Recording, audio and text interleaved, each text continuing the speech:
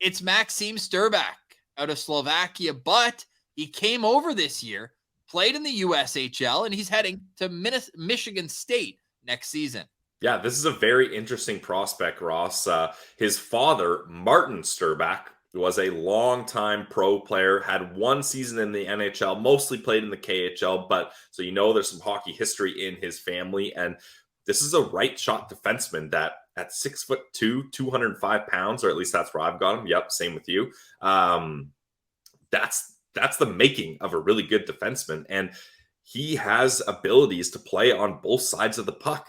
If you watched any of the World Juniors, you would have noticed him on Team Slovakia. He can break the puck up with ease. He can run a power play, but at the same time, he does a really good job getting sticks in lanes, blocking shots, playing a good defensive game. So I think this is a guy that teams could look at in this range where we've got him 49th, maybe mid to late second round pick. And you can be pretty happy with at least where you're starting off with Maxim Strbak.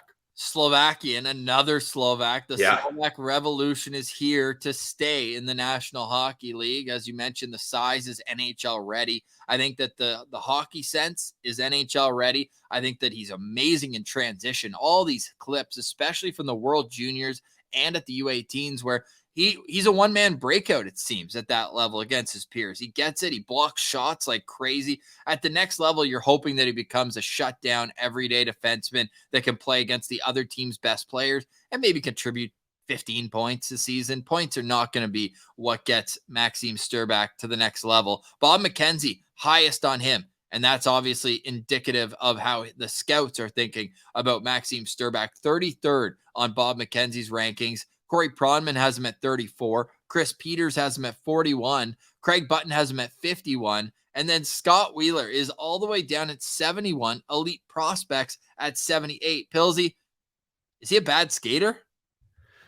I don't think he's a bad skater. I didn't really see anything about his skating, honestly, Ross. Like, I thought he's a decent skater here. And I just, watching highlights of him, I like the way he plays. Like, he looks confident out there. Like I mentioned, he's got a good size. EP's David St. Louis, one of our favorite prospect analysts, he says the NHL qualities for Strbak is his desire to make a play and his ability to engage opponents. So there you go. You got a guy that has NHL kind of qualities on both sides of the puck. He wants to make plays. And then also when opponents are attacking, he's going to engage in them and he's going to make it difficult for them to get around him. So I really think that him coming over to North America early, getting some USHL experience, then getting some college experience, I think that's going to do great for his development here.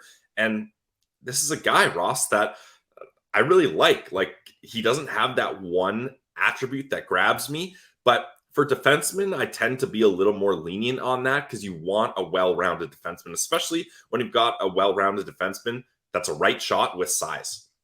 A lot of people mentioning the off-ice qualities as well. Seems like he's got a ton of leadership, and he was also the captain of Slovakia at the under-18s this past year and contributed as a member of the World Junior team as well. Probably a little more offense than you'd expect. 3 points in 5 games while playing on a pretty loaded Slovak blue line that had Seaman Nemec, second overall pick from last year, on the right side as well. So he was able to kind of pick up and be a solid everyday player. And I think that Michigan State's a great spot for him. Just let him, be there for a couple of years, slow and steady wins the race, especially when you're developing stay-at-home defensemen. There's no need to rush, but he just seems like the prototypical second-round pick where there's a ton of upside in terms of projectability, in terms of being a shutdown guy, but maybe there's not that excitement, that wow factor that would get him into the first round, where he's not going to be a top line defenseman, I don't think, unless he's playing with, those offensively gifted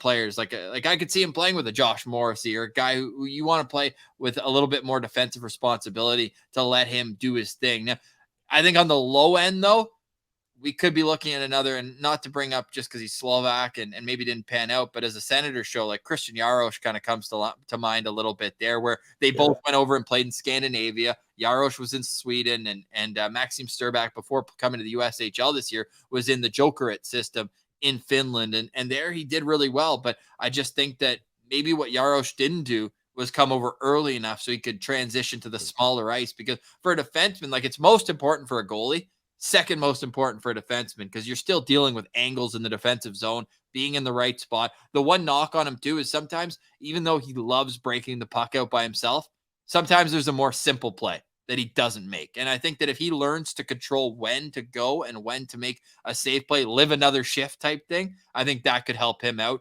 to his next level. But I love the potential. He's 4.5-star guy for me here.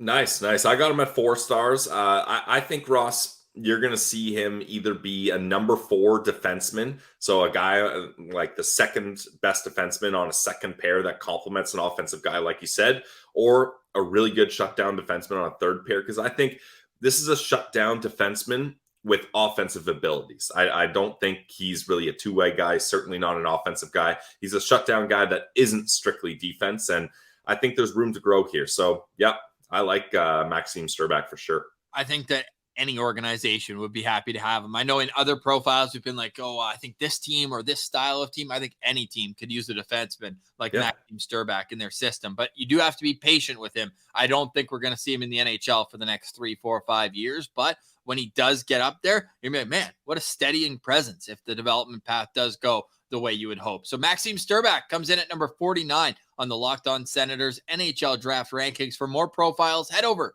to Locked On Senators on YouTube, each individually vacuum sealed for you to use right when your team takes any player in the top 50.